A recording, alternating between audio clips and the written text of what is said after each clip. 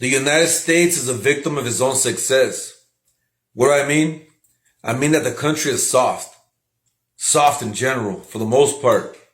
I'm not talking about the locals and the locals that grew up in the struggle, right? Or the fools that are in Chicago and Baltimore, they're jacking stuff up. I'm not talking about them. They're not soft. I'm talking about the vast majority of other people. The people don't live in places like that. You see, in the United States, it's so powerful that everybody wants to come here. But the people here don't see it because they have it in their head that it's built on stolen land and systemic racism, this, and that. And they worry about stuff like that. They don't worry about surviving like people that are in the hood or in the barrio or people that have come over. This is the only place where you can mess up your whole life and still make better in the end and bury yourself. There's no other place you can do that. And other people see it. And people here, they live so good, they don't realize that they live better, even if you're poor, than most of the rest of the world. So when they see immigrants come over, they're like, well, they live all in a little house. Yeah, that might be bad to you, but it's good to them because they can see in the future and they can see that they can get ahead. You can't see that because you're spoiled.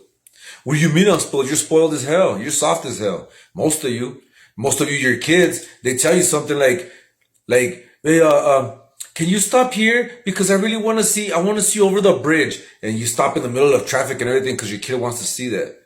Not everything your kid wants is to be given to him. Hey, can you buy me this? Because if you don't, your kids you're gonna make fun of them and everything. Yeah, you're soft as hell too. You're soft because you grew up having everything you wanted. And if you didn't, you said, I'm going to give my kids everything that I never had. But by doing that, you're making them soft. So soft to a point that people in the United States worry about dumb stuff.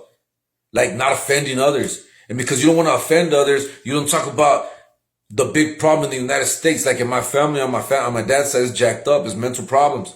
There's a lot of it in the United States, but you don't talk about it. Everybody just wants to give everybody pills and stuff. Give your kids. Not listen to the goddamn kids, man.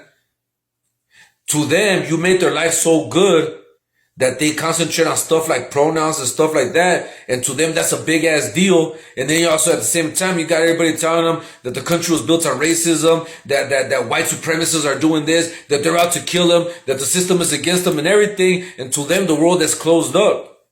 So when they're jacked up in the head and that's all they hear, they go and do dumb shit. But nobody tells them that they're jacked up in the head because it's mean. So they don't know they're jacked up in the head, so they go and shoot a lot of people. Pay attention to people, man. And talk about stuff. You need to.